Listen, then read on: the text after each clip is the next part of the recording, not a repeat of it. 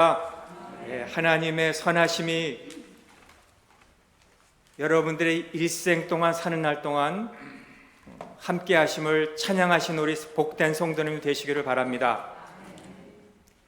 인류의 역사는 전쟁의 역사라고 합니다. 평화를 꿈꾸나 평화가 그리 많지 않습니다. 어느 한 연구에 의하면 기원전 3600년에서 현대까지 이르러 5600년 동안 평화의 해가 몇 해나 있었나 292년밖에 없었다고 합니다. 14,600개의 크고 작은 전쟁들로 계속 있었습니다. 20세기에도 1차, 2차 세계대전 비롯하여 한국전, 월남전, 이락전, 쿠웨이트전, 아프가니스탄전, 오늘날 지금 이 시간에도 우크라이나, 러시아 전쟁이 일어나고 있어요. 수많은 영혼들이 생명을 잃어가고 있습니다.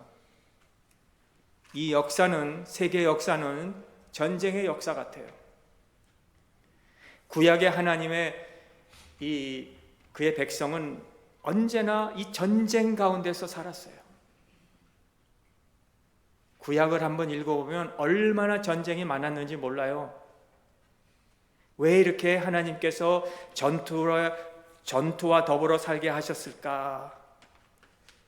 그런 가운데서도 하나님 말씀 순종하면 하나님이 승리하게 하시고, 하나님 말씀을 순종하지 아니하면 패배하게 하시는 이런 일들을 우리가 통해서, 이거는 바로 우리가 오늘 이 신약 시대에 살고 있는 우리 성도들의 이 영적인 전투, 주님이 우리를 부르시는 그날까지 우리가 싸워야 할 전투라는 것을 하나의 모형으로 우리에게 보여주고 있는 것 같습니다.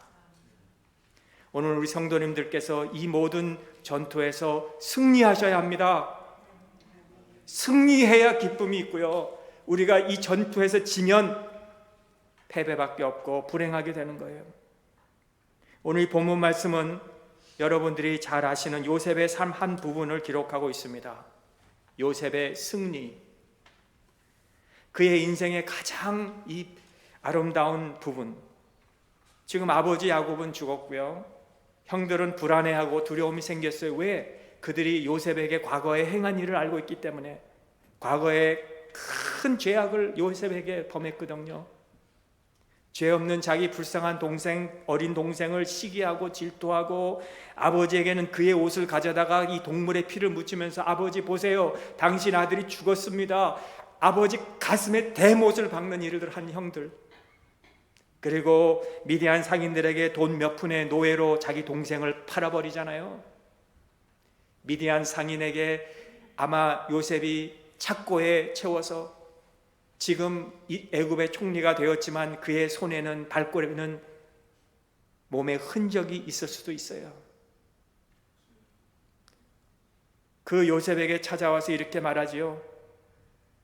아버지를 생각해서 우리를 용서해 달라고. 그러나 요셉은 침묵하게 아무 말도 없이 눈물만 흘리고 있는 거예요. 형들이 자기의 마음을 몰라주었기 때문에. 안타까워서 표현을 하죠. 눈물. 이 눈물은 우리가 생각하는 서글픈 눈물이 아닙니다. 패배의 눈물이 아닙니다. 믿음으로 승리한 자의 거룩한 눈물입니다. 승리에 살고 있는 삶을, 이 아름다운 그 요셉의 모습을 우리에게 보여주고 있습니다. 성도 여러분, 오늘 우리도 어떻게 하면 이렇게 승리의 삶을 살 수 있을까요? 첫째, 하나님 중심의 삶을 살아야 우리가 승리할 수 있습니다. 한번 따라해 보겠습니다. 하나님 중심. 지금은 많은 시대에, 오늘날 같은 시대는 다 내 중심의 삶을, 내 의견. 왜 요즘 많이 이런 문제가 일어납니까? 나도 말할 수 있는 권리를 달라는 거예요. 법 같은 거 필요 없고, 경찰 같은 거 필요 없고, 우리 다 똑같이 나도 권리가 있고, 나도 하고 싶은 거 하고, 나도 말하고 싶은 거 말하고, 이런 시대가 되어버렸어요. 다 셀프 센터. 오늘 18절에 그의 형들이 또 친히 와서 요셉 앞에 엎드려 이르되 우리는 당신의 종입니다 라고 하자 요셉은 조금도 후회 없이 내가 하나님을 대신하리이까 하나님 중심으로 대답을 해요.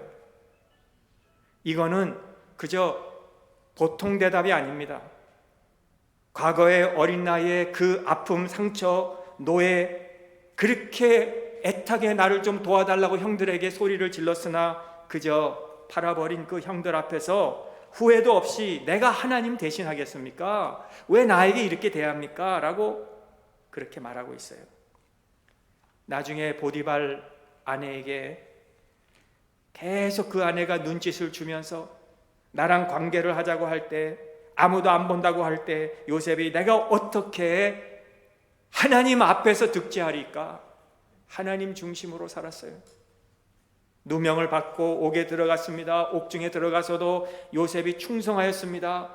모든 사람들이 인정받았어요. 술관원이 꿈을 꿨는데 이해를 못해요. 그걸 해석해주고 결국은 술관원이 풀려나가게 되고 말하기를 당신이 잘 되거든 나를 생각해 주세요. 내게 은혜를 베풀어서 내 사정을 바로에게 아뢰어 나를 건져주세요 해서 그렇게 해주겠다고 했지만은 나가서 술관원이 2년 동안 요셉을 잊어버렸다 그래요. 오늘 이런 것을 보면서 요셉은 하나님 중심으로 그때에도 살고 나중에 총리가 되어서 높은 권세를 받을 때도 하나님 중심으로 내가 어떻게 하나님을 대신하리까 살았습니다. 요셉이 한강 가운데서 지난 과거를 회고해 보면서 이때는 이랬지 저때는 저랬지 하나님이 나를 건져주셨고 도와주셨지 나를 이렇게 여기까지 오게 하셨지 그렇게 다 결론을 보고 하나님 중심으로 산 게 아니에요. 그때마다 하나님 중심으로 살았다 이거예요. 성도 여러분, 여러분의 상황을 제가 다 모르지만요, 지금 나에게 이 시간이 최악의 시간입니다. 내가 할 수 있는 건 난 아무것도 없습니다. 나에겐 소망이란 게 없습니다. 아무리 해봐도 일이 안 풀립니다. 그렇게라고 하십니까? 그때가 하나님 중심으로 사실 때입니다. 하나님은 나를 다스리고 계심을 우리가 알아야 될 때입니다. 하나님이 나의 삶을 지금도 다스리고 계심을 여러분들이 믿으시기를 바랍니다. 욥의 삶을 보세요. 하루는 스바 사람이 갑자기 와서 온전하고 경건한 하나님을 경외하는 욥의 소와 나귀를 다 빼앗아 갑니다. 칼로 그 종들을 다 죽이고 종 하나가 남아서 욥에게 와서 고백하지요.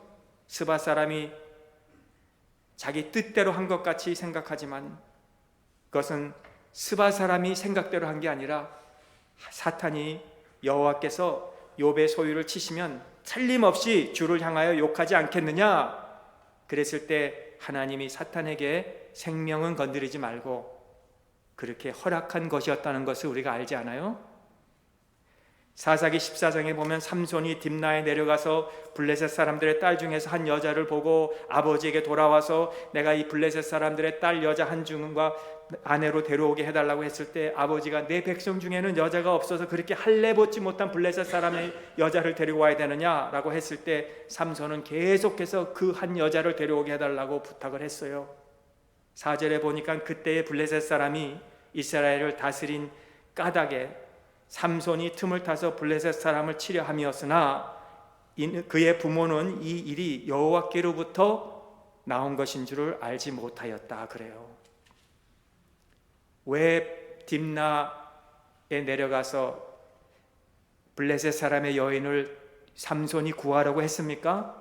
하나님이 그를 통해서 블레셋 사람들을 치게 하기 위해서 했다고 성경이 말씀하고 있다 이거예요. 르호보암을 보세요. 열왕기상 12장 5절 이하에 보면 르호보암이 노인들에게 의논하고 또 젊은이들에게 의논한 후에 젊은이들의 의견을 듣다가 왕국이 둘로 나눠지는 그런 비극을 일으키게 되었습니다. 15절에 보니까 왕이 이같이 백성의 말을 듣지 아니하였으니 이 일은 여호와께로 말미암아 난 것이라. 왕이 결정한 것이 결국 나라가 불련되었던 것은 여호와께로 말미암은 것이다 라고 그렇게 말을 해요. 이건 너무나도 우리가 이해할 수가 없는 말들이에요.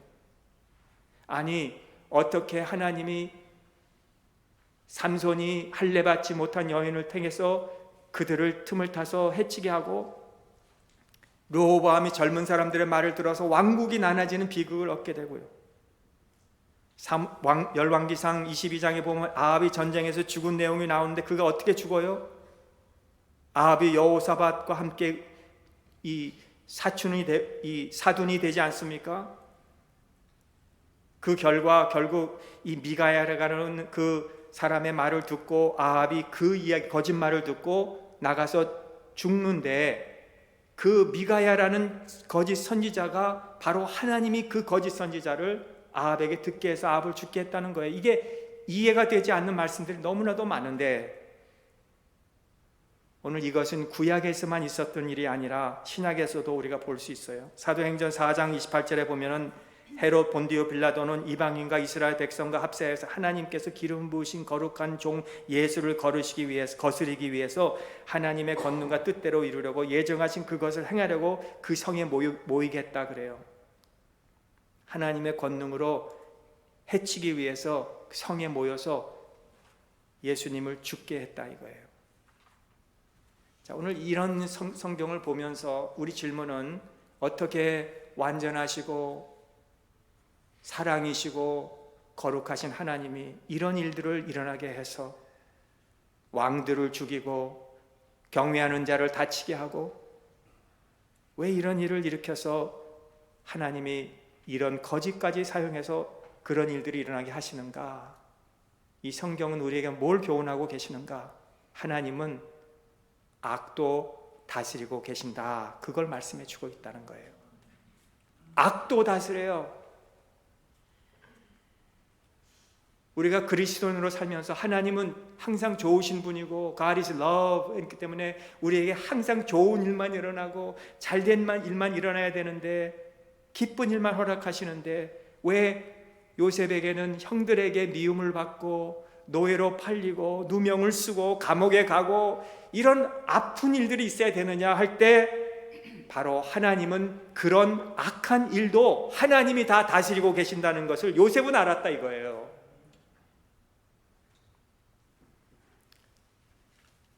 형들을 찾아갔을 때 아버지 심부름을 가지고 도시락을 가져서 이거 형들에게 갖다 주라. 형들에게 찾아갔는데 요셉이 도단에 이르렀을 때, 어딘지 모르니까 형들이 어디 있는지 아십니까? 도단에 이르렀을 때 그 사람이 나는 모른다 그럴 수도 있고, 아니면 야 어린아이가 뭔데 지금 이 전쟁터에서 네가 가냐, 빨리 물이나 마시고 집으로 빨리 돌아가라 했을 텐데, 도단에 가서 그 사람이 네 형들이 저기 있다. 왜 요셉이 거기까지 가게 했어요? 하나님이 하셨다 이거예요. 여러분, 우리가 모든 일이 잘 될 때는요, 하나님 믿기가 참 쉽지요. 그러나 우리 일이 안 될 때 우리는 질문하기 쉽고 의문을 가지기 쉬워요. 그러나 사도 바울이 로마서 8장 28절에 우리가 알거니와 하나님을 사랑하는 자 곧 그의 뜻대로 부르심을 입은 자들에게는 모든 것이 합력하여 선도 악도, 선을 이루시는 하나님이신 것을 믿게 되는 거예요. 그걸 알 때 우리는 승리할 수가 있는 겁니다. 네. 예레미야는 바벨론에서 잡혀간 성도들에게 뭐라고 말했는지 아십니까? 예레미야 29장 5절에 이하해 보니까, 너희는 포로로 거기 바벨론에 잡혀갔지만 거기서 집도 짓고 살며 텃밭도 만들고 열매를 먹고 아내를 맞이하고 자녀를 낳고 사로잡혀 가게 한 그 성의 평안을 구하고 여호와께 기도하라. 왜? 70년 후에는 하나님의 말씀이 70년 후에는 너희들이 다시 돌아오게 하신다고 하니까 하나님이 하시는 것을 전했어요. 오늘 우리가 하나님 중심으로 사는 우리는 하나님이 이 모든 세계와 우주를, 나의 기쁜 일과 어려운 일도 하나님이 다 다스리고 계심을 알고, 어려운 상황도, 말 못한 상황도, 쓰라린 가슴도, 나에게 이루어지지 않은 일도 하나님은 뜻대로 이루시고 계심을 여러분들이 믿으심으로 승리하시는 우리 성도님 되시기를 주님의 이름으로 축원합니다. 둘째는 실망하지 말아야 합니다.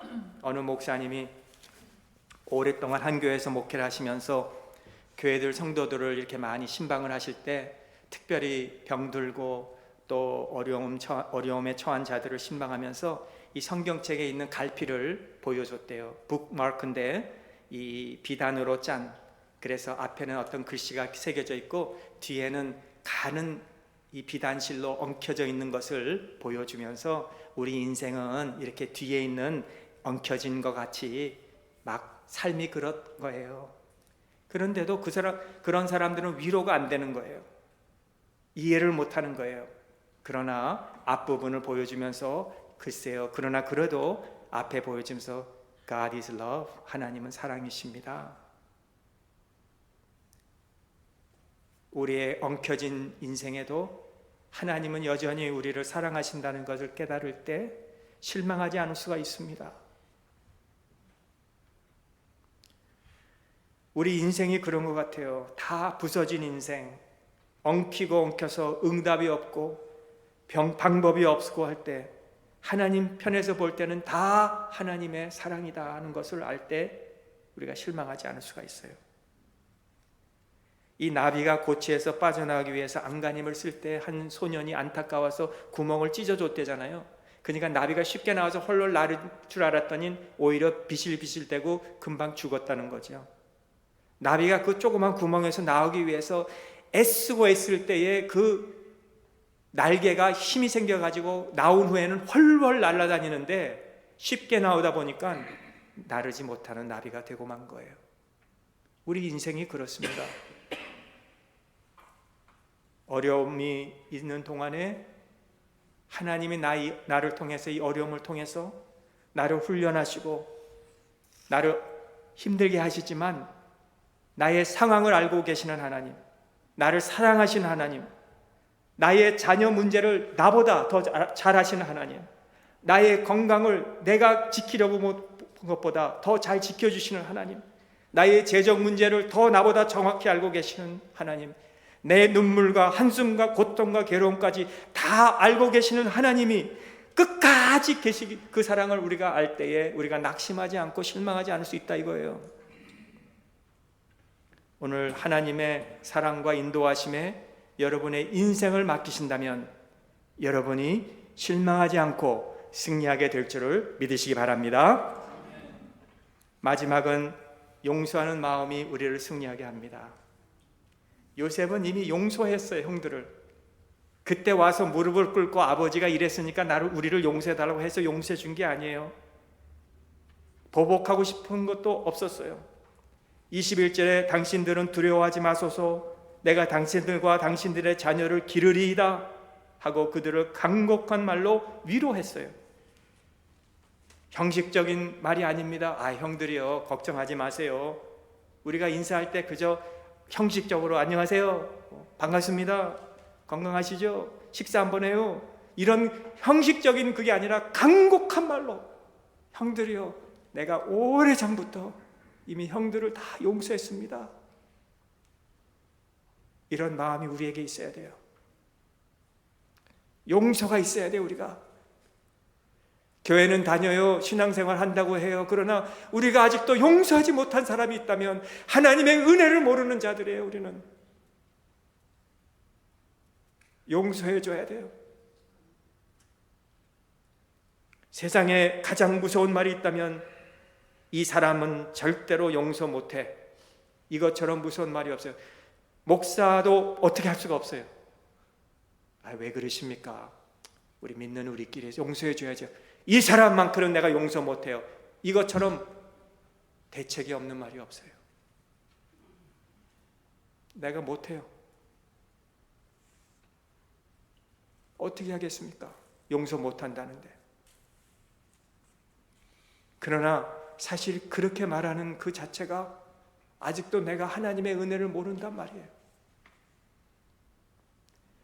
저 사람이 나에게 아프게 하고 과거에 나에게 상처 준 것보다 내가 주님을 더 아프게 한 적이 얼마나 많은데 주님은 그거를 다 용서해 주셨음에도 불구하고 나는 저 사람 용서 못한다는 거.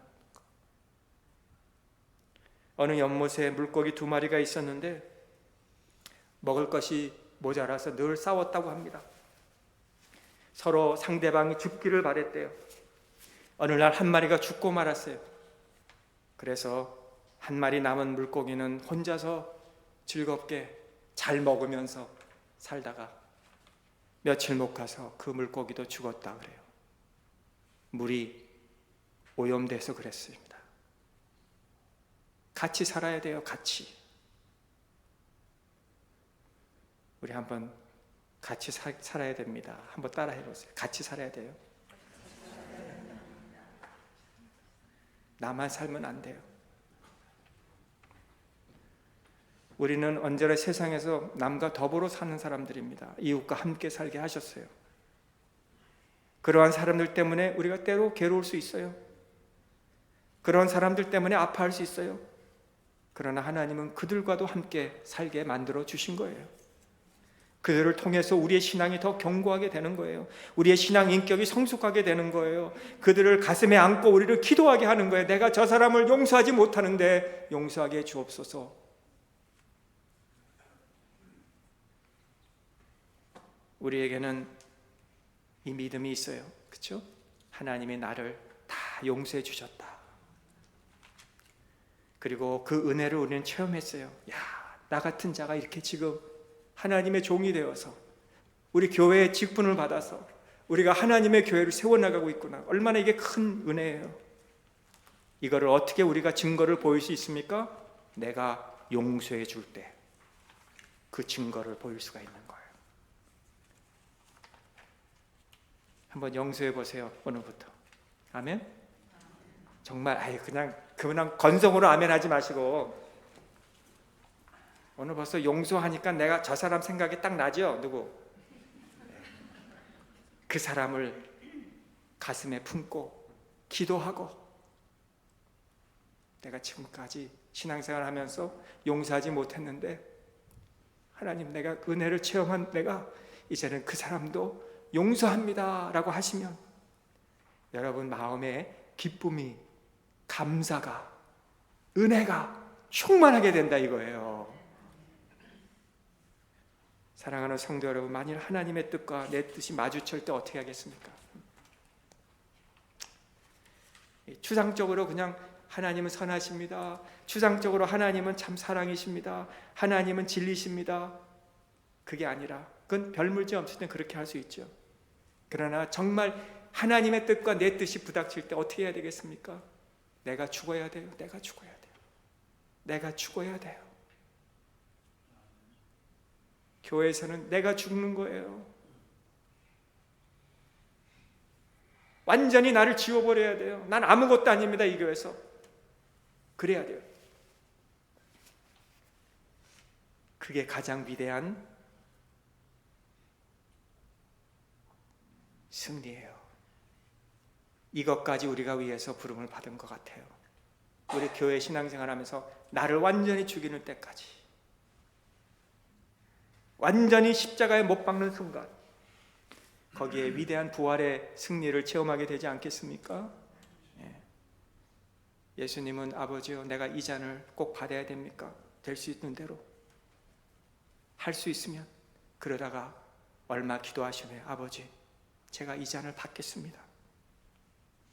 그래서 아무 죄가 없으신 주님이 형제들에게 민족들에게 동족들에게 버림을 받고 아버지의 가장 사랑받는 그 외아들이 종의 모습으로 이곳에 오셔서 우리를 찾아주시고 높으신 주님이 우리가 받아야 될 시기와 질투와 멸시와 버림과 강고와 슬픔과 질병을 다 받으시고 곤욕을 당하시고 아무 말도 하지 않으시는 우리 주님이 십자가에 그냥 다 죽어버리셨어요.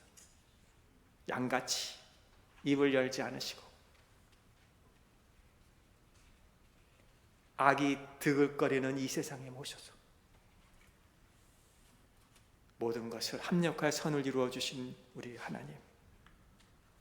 그럴 때 남이 나를 해하려고 해도 나의 몸에 상처의 흔적이 남아도 내가 과거에 가슴 아픈 그 쓰라린 그 상처가 새겨 놓아도 우리 하나님이 악을 선으로 바꿔 주시는 것을 믿기에 형제들이여 당신들은 나를 해하라 했으나 하나님은 그것을 선으로 바꿔주셨으니 두려워하지 마세요.